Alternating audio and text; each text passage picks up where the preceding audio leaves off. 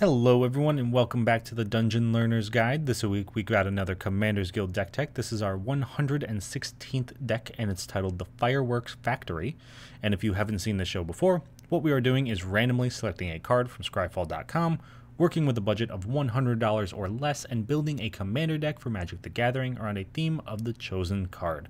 So very quickly, I do want to apologize if my voice sounds a little bit slurred or if I'm a little bit off. I recently had some dental work done, got some Invisalign, so I am still trying to figure out how to talk with that. So if that comes through, I do apologize, but hopefully it doesn't detract from the video too much. And with that being said, let's jump into how you can reach out to the channel. So if you are interested, you can find us over on Twitter and at Reddit. You can send us an email, dungeonlearnersguide@gmail.com.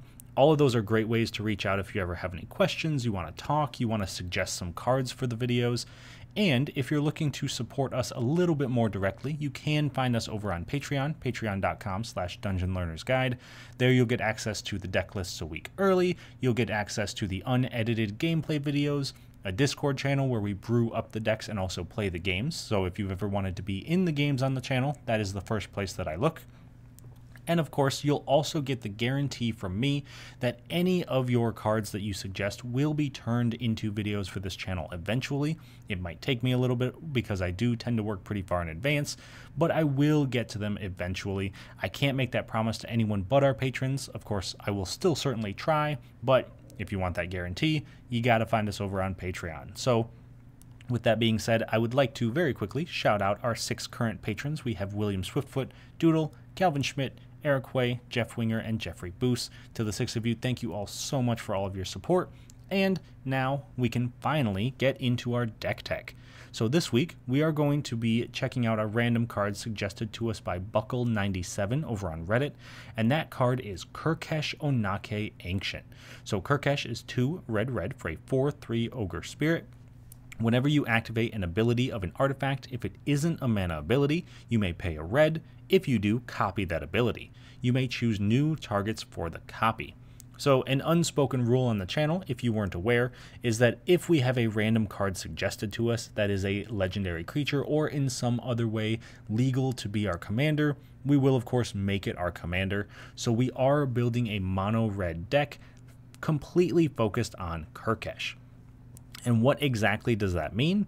Well, let's take a look at some of our themes and we'll get that explained pretty quickly, because our first theme is artifacts.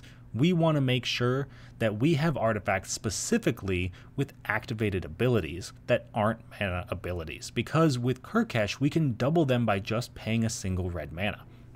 So a great example of that is Staff of Completion, which is 3 mana for an artifact. You can tap it, pay 1 life, destroy target permanent you own, tap it, pay 2 life, add a mana of any color, tap it, pay 3 life, proliferate, tap it, pay 4 life, draw a card, and pay 5 to untap Staff of Completion. Now, one of the nice things about this is that it does tap to make a mana of any color, so we can use that mana to then activate Kurkesh, but it is relevant that we cannot use Kurkesh to double that ability because it is a mana ability.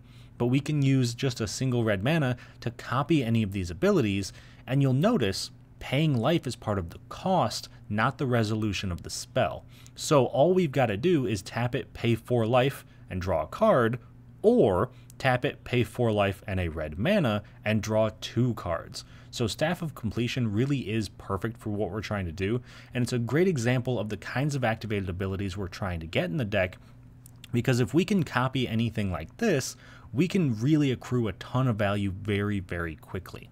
So that is theme number 1. Theme number 2 is going to be specifically untapping artifacts. Staff of Completion does it on its own, but we want to make sure we have other ways to do it too. So for example, we have Manifold Key, which is 1 mana for an artifact, pay 1, tap it, untap another target artifact, pay 3, tap it, target creature can't be blocked this turn. Normally, that 3 tap ability isn't going to be super relevant. We don't really care too much about stuff being unblockable, but it could always come up. But the untap another target artifact is really what's important here. The way that Kurkesh is worded is that we can't copy mana abilities, but we can copy untap abilities. So we could tap a mana rock, make the mana, and then use Manifold Key to untap the Mana Rock and copy the effect of the untap, tap the Mana Rock in response, and essentially get 3 activations out of our Mana Rock. And if it's something that produces more than 1 mana, we can really get a ton of value. And obviously that's just the Mana Rocks. We can also use it on Staff of Completion because 1 mana is significantly cheaper than 5 mana and things like that. So being able to untap our artifacts is really where we want to be because that's what's going to help us generate an absolutely crazy amount of mana. And so that is theme number 2. And finally, theme number 3 is going to be charge counters. It's not exactly the main goal of the deck, but because so many artifacts care about charge counters, specifically on artifacts that have activated abilities, it meant that we could fill up our deck with a ton of things that care about charge counters and find ways to double those up with Kurkesh. And a great example of that is Core Tapper, which is 2 mana for a 1/1 artifact creature mirror, and it can tap to put a charge counter on target artifact, or sacrifice it to put 2 charge counters on target artifact. So if we just tap Core Tapper and then also pay a red mana with Kurkesh, we can put 2 charge counters on target artifact. Now, if we're doing that and then sacrificing it, paying another red mana, we can double that up as well, effectively giving us 6 charge counters for just 2 red mana and tapping our Core Tapper, then sacrificing it. So Core Tapper is a great way to put charge counters on things, and we'll talk a little bit more about things that care about charge counters later, but that's going to be a nice part of the deck because those are mainly artifacts with activated abilities. So that leads us to the end of our themes, and of course we got to take a look at some key cards. These are the cards that synergize with exactly what we're trying to do, and sometimes they might be win conditions, sometimes they might just be value engines, but no matter what they're doing, they're helping us with our game plan. So first up, we got to talk about the Peregrine Dynamo. And the Peregrine Dynamo is 3 mana for a 1/5 legendary artifact creature construct, has haste, and you can pay 1 and tap it to copy target activated or triggered ability you control from another legendary source that's not a commander. You may choose new targets for the copy. We don't have a ton of legendary spells and sources in our deck, but we have enough that it's relevant. So the Peregrine Dynamo is a great way of copying anything that's happening from a legendary source, meaning that it's a very effective Kurkesh for things that aren't legendary and aren't Kurkesh. So being able to double up and then triple up with Peregrine Dynamo and Kurkesh some of our abilities is incredibly strong, and honestly that alone sometimes is just enough to win us the game outright. So that is keycard number 1. Keycard number 2 gonna look a little bit different. This is Saheeli's Directive, which is X red red red for a sorcery. It has improvise, so we can tap our artifacts to pay for it, and we reveal the top X cards of our library, and we may put any number of artifact cards with converted mana cost X or less from among them onto the battlefield, then put all cards revealed this way that weren't put onto the battlefield into your graveyard. So this is going to allow us to essentially dig through our deck, depending on how many artifacts we have, and put all of those extra artifacts into play. And one of the nice things about this deck, and that we'll get into a little bit later, is that it's actually pretty easy for us to generate an infinite amount of mana, considering Kurkesh can double up, and like we talked about with our Mana Rocks earlier. So it wouldn't be beyond the realm of possibility to literally cast Saheeli's Directive for an infinite amount of mana. Well, maybe not fully infinite. You might want to leave 1 card in your graveyard, or rather 1 card in your library, since the rest are going to be in your graveyard.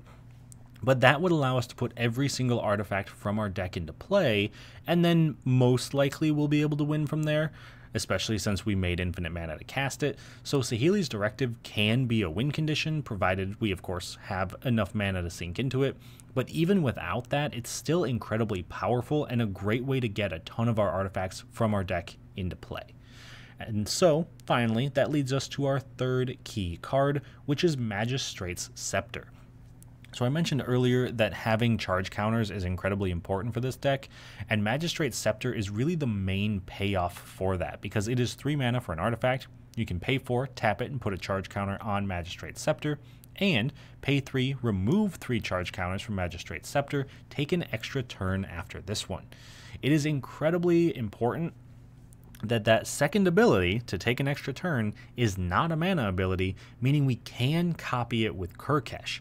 And if we're using something like Core Tapper to put, say, 2 charge counters on it every single turn, then we take 2 extra turns, we have just taken an infinite amount of turns.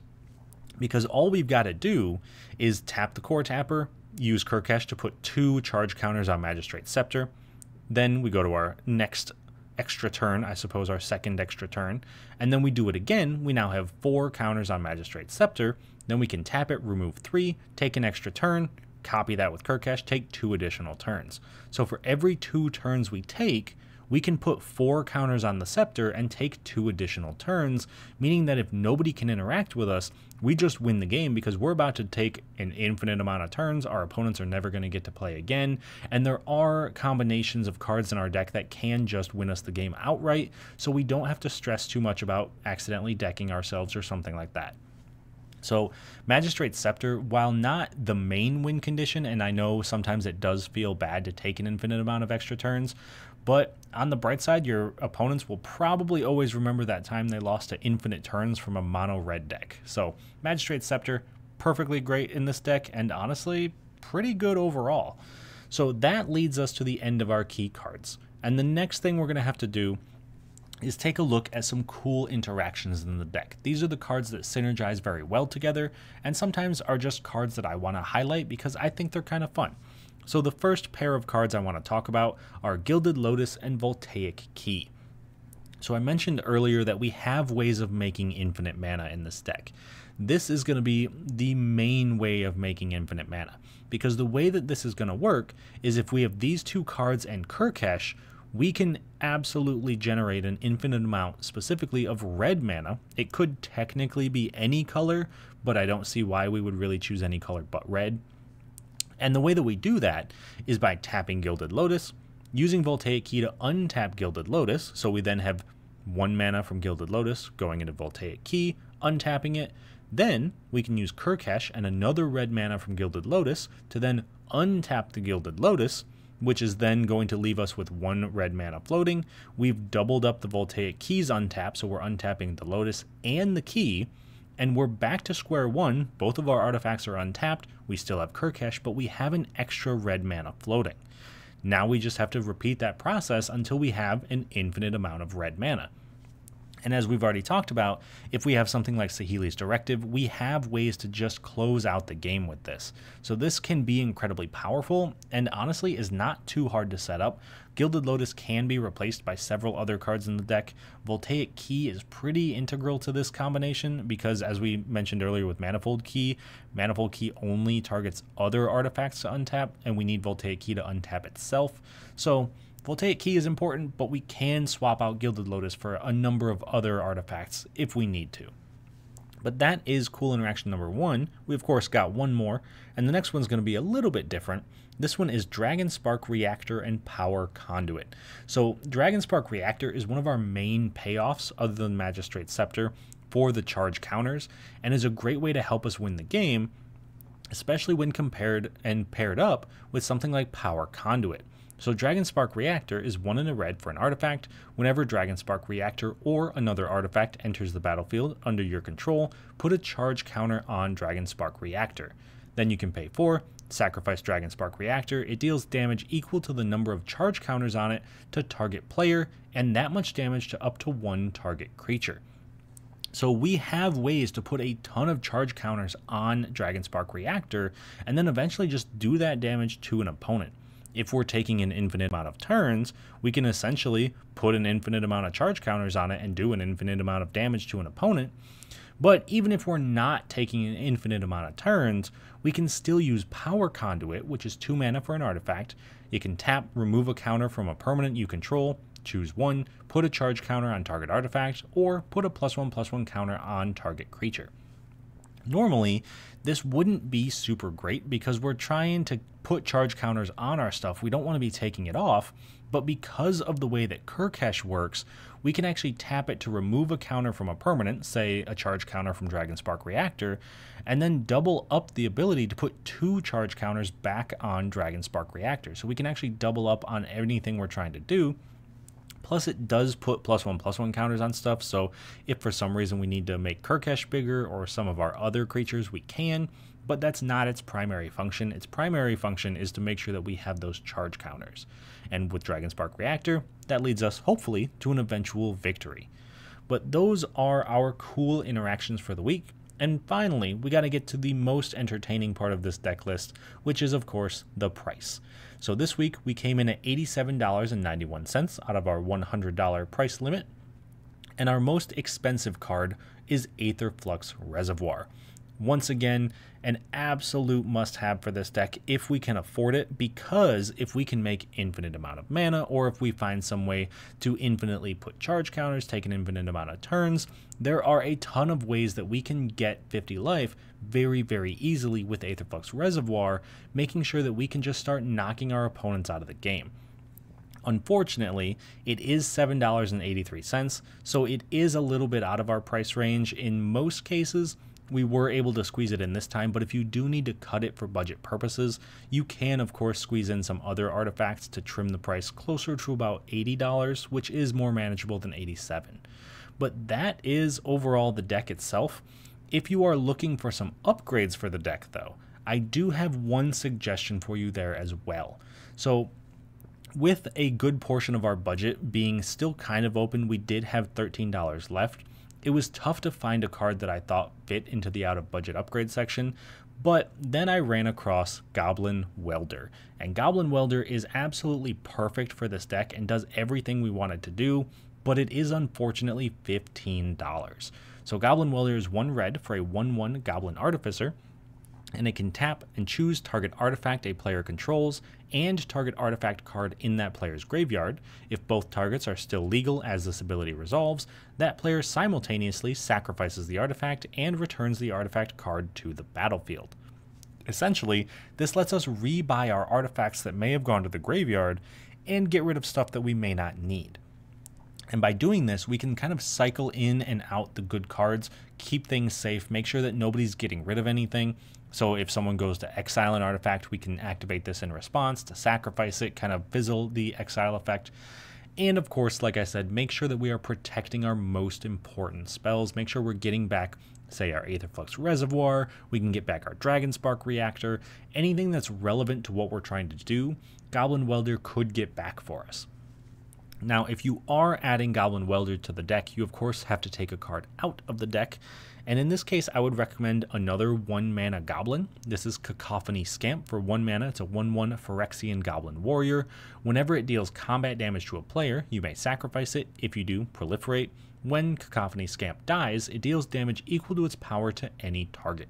Now, admittedly, this is mostly in here for the proliferate, so that way we can keep increasing our charge counters, but it really doesn't do much else otherwise.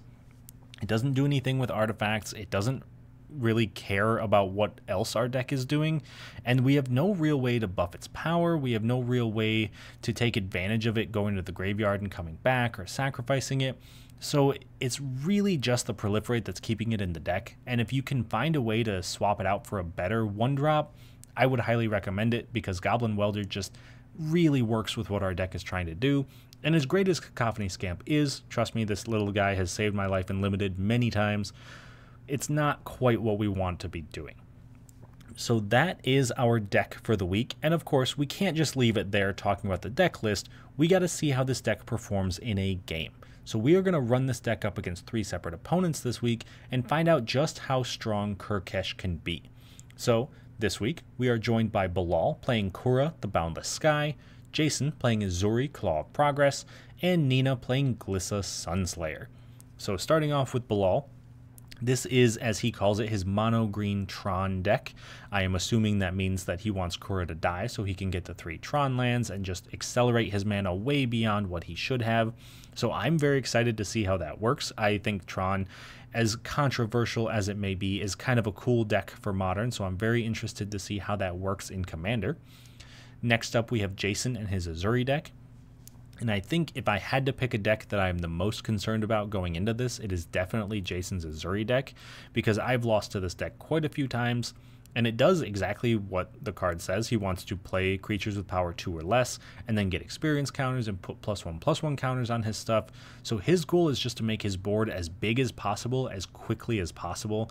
And we don't have a ton of creatures. Most of our creatures are artifacts, so I don't anticipate us finding good ways to block his stuff profitably. And I think that he could pretty much just run us over when given the chance. So hopefully we can win before he gets that chance. And then finally, we have Nina playing Glissa Sunslayer, and this is the deck, if you didn't watch last week's video, was a key player in that. I'll put a link to that if you're interested. But Glissa Sunslayer is her first green deck, and it's mainly focused around a lot of the recent cards. Not necessarily all Phyrexians and Toxic, but there are a lot of Phyrexians and Toxic, and she also just has a ton of big green stompy dinosaurs and big creatures. So it's really what a Golgari deck wants to be. It wants to be dealing with counters and big creatures and creatures going in and out of the graveyard and things like that. So it's really kind of a Golgari good stuff deck, and honestly that is a little bit spooky. So I'm interested to see what it does. I'm interested to see what all these decks do. Let me know down in the comments if there's any of these commanders that you think should be the most concerning to us right off the bat. But I hope you enjoyed the game. I know I certainly will. And I will talk to you all once it's done. At the start of the game, Bilal goes first, followed by Jason, myself, and then Nina. On Bilal's first turn, he plays a Forest. Jason plays a Simic Guildgate. I play a Smoldering Crater. Nina plays a Forest. Bilal plays an Urza's Power Plant.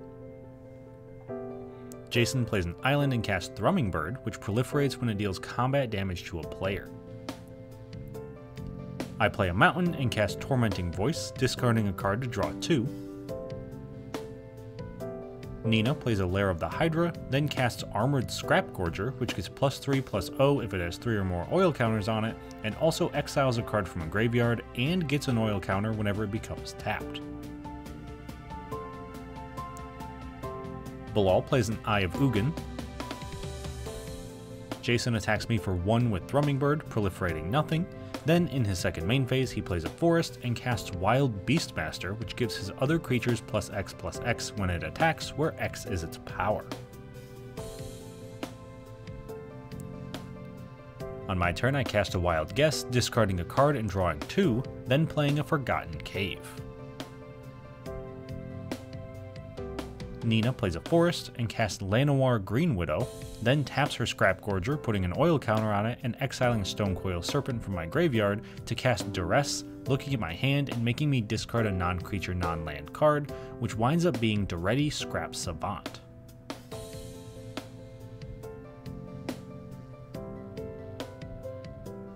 Bilal plays a Forest and casts Renati Behemoth Caller, letting him put X+1/+1 counters on any creature he plays with mana value 5 or greater, where X is the creature's mana value -4, and also gives haste to any creature he controls with 3 or more +1/+1 counters on it. Jason attacks me with both of his creatures, giving the Thrumming Bird +1/+1, so I take 3 total damage, and Jason proliferates Nina's oil counters as a sign of friendship. Then, in his second main phase, he plays a Forest and casts his commander Azuri Claw of Progress.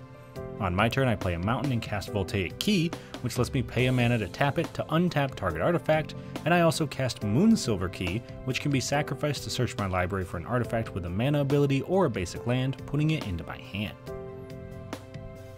Nina plays a Swamp and taps her Scrapgorger, putting an oil counter on it and exiling Daretti from my graveyard to cast a Line Breaker Baloth.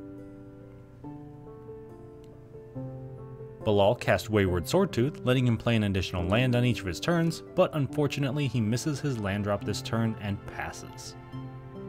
Jason plays a Rimewood Falls and casts Forgotten Ancient, which gets a +1/+1 counter whenever a player casts a spell, and lets him move those counters to another creature in his upkeep. This also triggers Azuri, giving Jason an experience counter. Then when he moves to combat, he puts a +1/+1 counter on his Beastmaster since he has 1 experience counter, and attacks me for 4 total damage, proliferating his counters when he does damage.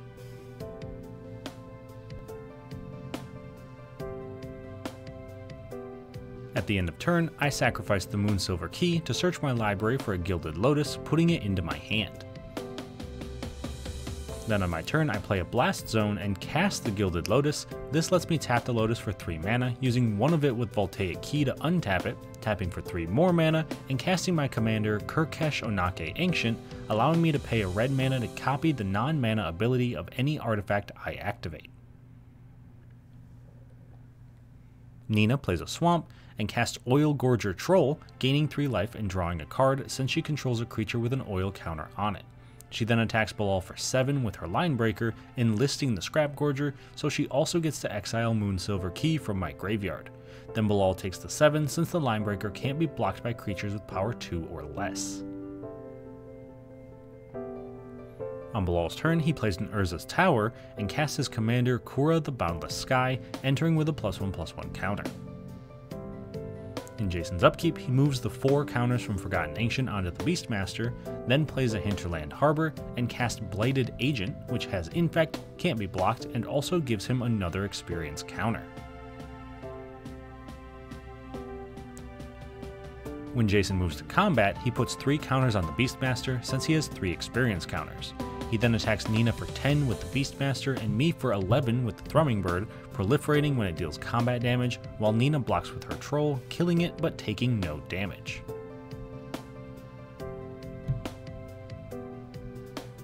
On my turn, I play a Mountain, and since Jason was honest about his intentions to knock me out on his next turn, I decide to give him a good reason, using Gilded Lotus, Voltaic Key, and Kurkesh to generate infinite red mana by tapping the Lotus, untapping it with the key, then using Kurkesh to untap the key, leaving me with an extra red mana every time I do this. With that, I cast Aetherflux Reservoir, gaining a life for each spell I cast and for each spell cast before it this turn. After that, I cast Voltaic Construct, gaining 2 life and being able to pay 2 mana to untap an artifact creature. And finally, I cast a Core Tapper, which can tap to put a charge counter on target artifact, gaining 3 life. Nina plays a Swamp and casts her commander Glissa Sunslayer, and then also cast Bone Picker Scourge. Bilal casts Greater Good, letting him sacrifice a creature to draw cards equal to their power and then discard 3. In Jason's upkeep, he moves 6 +1/+1 counters from his Ancient onto his Blighted Agent, then plays an Island, and moves to combat, putting 4 more +1/+1 counters onto the Blighted Agent. This lets him attack me for 11 with the Blighted Agent, knocking me out with Infect damage. Then, in his second main phase, he casts Inexorable Tide, proliferating whenever he casts a spell.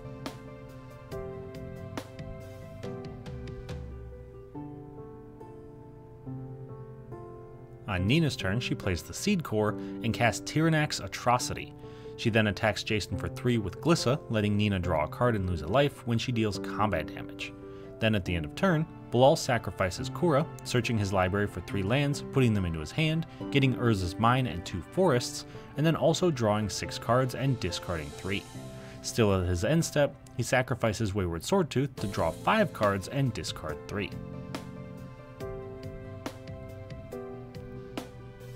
Then, on Bilal's turn, he plays an Urza's Mine, successfully assembling Tron, and casts Titan of Industry, entering with 3 +1/+1 counters, making a 4/4 Rhino token and destroying Jason's Inexorable Tide. He then immediately sacrifices the Rhino to draw 4 cards and discard 3, and sacrifices the Titan of Industry, drawing 10 and discarding another 3.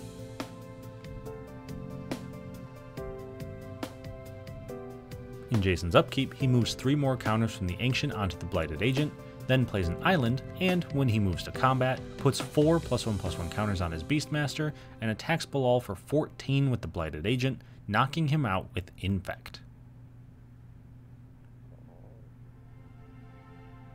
Nina casts a Maze Skull Bomb, immediately sacrificing it to give Glissa +3/+3, trample, and letting her draw a card.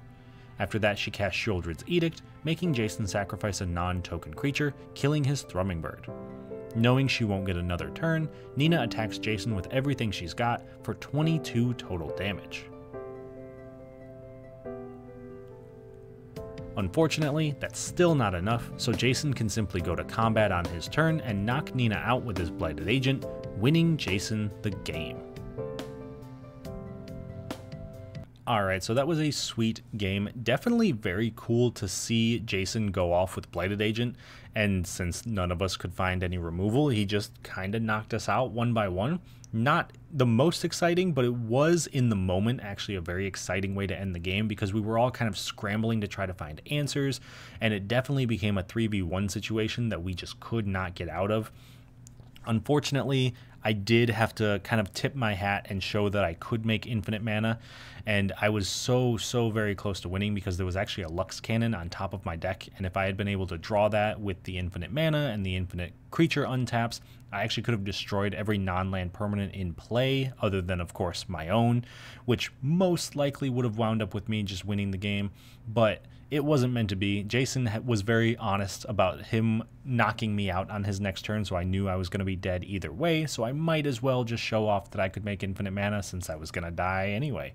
But very cool showing by Jason's deck, and like I said, a very cool showing by our deck as well, being able to make infinite mana and almost getting the win. But it is worth mentioning that you probably don't want to show that you can make infinite mana unless you have some way to win with it. I knew I was going to die, which is why I did it, but if I wasn't going to die or Jason was going to attack somebody else, I certainly wouldn't have shown that I could do it, because then all of a sudden I become the target even though there's nothing I can do.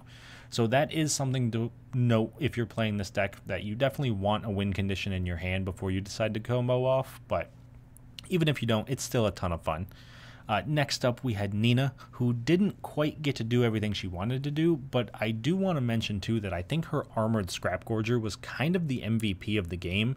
It really put in a ton of work for her very early on. It fixed her mana, it exiled pieces out of the graveyard, it helped her cast that Duress, which got rid of my Duretti, which could have accelerated me into the cards that I wanted. So really, I think it's a very impressive card, and I'm probably going to start putting it in a lot of my green decks from here on out because it's just a 2-mana mana dork with massive upside that can turn into a beater and exile things and mana fix, so super cool. And then finally, of course, Bilal's deck, also very impressive. It was very cool to see him assemble Tron in Commander, and even more impressive that he only had to get one of the lands with Kura. He actually drew the other two naturally after the game had started. He did not start with either of them in his hand. So very cool showing, and I think that if he had been given one more turn, he probably could have started to turn things around, considering he had just drawn over 20 cards over the course of 2 turns. So super cool game. I hope you all enjoyed it. Like I said earlier, if you have any interest in cards that you would like to suggest for the channel, let me know. Put them in the comments, send them to me on Twitter, send me an email. But with all that being said, hope you had a good time. I know I certainly did, and I will talk to you all on the other side of the Dungeon Learner's Guide.